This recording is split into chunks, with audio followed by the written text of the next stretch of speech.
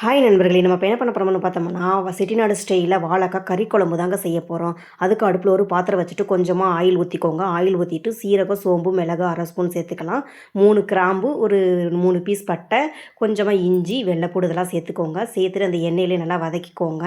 வதக்கிட்டு 1 கப் அளவு சின்ன வெங்காயம் எடுத்து கட் பண்ணி வச்சுருக்கிறோம். அதை சேர்த்துட்டு நல்லா மிக்ஸ் பண்ணி விட்டு நல்லா வணக்கி விட்டுக்கோங்க. வணக்கிட்டு இருக்கிறப்பே கொஞ்சமாக 1 ஸ்பூன் அளவு உப்பு சேர்த்து நல்லா வணக்கிட்டு, ஒரு 2 பழுத்த தக்காளியை கட் பண்ணி வச்சுருக்கிறோம். அதையும் சேர்த்து நல்லா மிக்ஸ் பண்ணி விட்டு நல்லா வணக்கி விட்டுக்கோங்க. நல்லா வணக்கிட்டு 1 கப் அளவு தேங்காய் துருவல், 2 முந்திரி இதெல்லாம் சேர்த்து அடுப்பு ஆஃப் பண்ணிவிட்டு நல்லா மிக்ஸ் பண்ணி விட்டு வணக்கிட்டு தனியாக ஒரு பாத்திரத்தில் மாற்றி எடுத்து வச்சுட்டு, இப்போ அடுப்பில் ஒரு பாத்திரம் வச்சுட்டு கொஞ்சமாக ஆயில் சேர்த்துட்டு தேவையான அளவு வாழைக்காய் எடுத்து தோல் சீவி கட் பண்ணி வச்சுருக்கிறோம். அதை சேர்த்துட்டு நல்லா வணக்கிக்கோங்க. வணக்கிட்டு இப்போ நம்ம காஷ்மீரி மிளகாத்தூள் 1 ஸ்பூன், 1/4 டீஸ்பூன் மஞ்சத்தூள் சேர்த்து லைட்டாக பெருங்காயத்தூள், உப்பு கொஞ்சமாக சேர்த்து நல்லா மிக்ஸ் பண்ணி விட்டு நல்லா வணக்கி விட்டுக்கோங்க. மசாலா எல்லாமே அந்த வாழைக்காயில் நல்லா மிக்ஸ் ஆகிற மாதிரி நல்லா வணக்கி விட்டுக்கோங்க. நல்லா மிக்ஸ் பண்ணி விட்டு இந்த எண்ணெயில் வதக்கிறதுலேயே நல்லா வெந்துடணும். கொஞ்சமாக இடையில தண்ணி சேர்த்து நல்லா 3/4 வேக்காடு வேக வச்சு தனியாக பாத்திரத்தில் மாற்றி எடுத்து வச்சுட்டு, இப்போ அடுப்பில் ஒரு பாத்திரம் வச்சுட்டு கொஞ்சமாக ஆயில், கடுகு, உளுந்தம் பருப்பு, கொஞ்சமாக சின்ன வெங்காயம் பொடி பொடியாக கட் பண்ணி வச்சுருக்கிறோம். 2 கொத்து கருவேப்பிலை இதெல்லாம் சேர்த்து நல்லா வணக்கி விட்டுக்கோங்க. நல்லா வணக்கிட்டு இப்போ மசாலா ஐட்டம் சேர்த்துக்கலாம். மிளகாய்த்தூள், மல்லித்தூள் 1 ஸ்பூன், கரம் மசாலா 1/2 ஸ்பூன் அளவு சேர்த்து நல்லா வணக்கி விட்டுக்கோங்க. நல்லா வணக்கிட்டு நம்ம அரைச்சி வச்சுருக்கிற பேஸ்ட்டை இதில் சேர்த்துக்கலாங்க.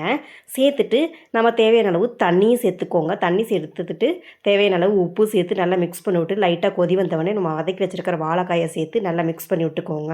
இப்போவும் கொஞ்சம் தண்ணி தேவையான அளவு உப்பு சேர்த்துக்கிறேன். முன்னாடியே சேர்த்துருக்குறோம். பார்த்துட்டு சேர்த்து நல்லா மிக்ஸ் பண்ணி விட்டு ஒரு மூடி போட்டு 5 மினிட்ஸ் இடையில எதுவுமே ஓப்பன் பண்ணி பார்க்காதீங்க. 5 மினிட்ஸ்க்கு அப்புறம் பாருங்கள், நல்லா கறி குழம்பு கன்சிஸ்டன்சிக்கு வந்துருச்சு. கொதி வந்து இப்போ அடுப்பு ஆஃப் பண்ணிவிட்டு மல்லித்தலை தூவி விட்டு நல்லா மிக்ஸ் பண்ணி விட்டுட்டிங்கன்னா அவ்வளவுதாங்க, வாழைக்காய் கறி குழம்பு ரெடிங்க. அப்படியே செட்டிநாடு ஸ்டைலில் செம்மையாக பண்ணியாச்சுங்க. இதை ஒரு தடவை பண்ணிட்டீங்கன்னா ஓயாமல் கேட்பாங்க. அந்தளவுக்கு கறி குழம்பு டேஸ்ட்டில் பயங்கரமாக இருந்துச்சு. இந்த வீடியோ பிடிச்சிருந்துச்சுன்னா கேபி தேவ் சேனலை லைக் பண்ணுங்கள், சப்ஸ்கிரைப் பண்ணுங்கள், ஷேர் பண்ணுங்கள், கமெண்ட் பண்ணுங்கள் நண்பர்களை. வாழைக்காயை ஒரே மாதிரி செய்யாமல் இந்த மாதிரி இந்த ரெசிபியை ட்ரை பண்ணி பார்த்துட்டு எப்படி இருந்துச்சுன்னு கமெண்ட் பாக்ஸில் கமெண்ட் பண்ணுங்கள்.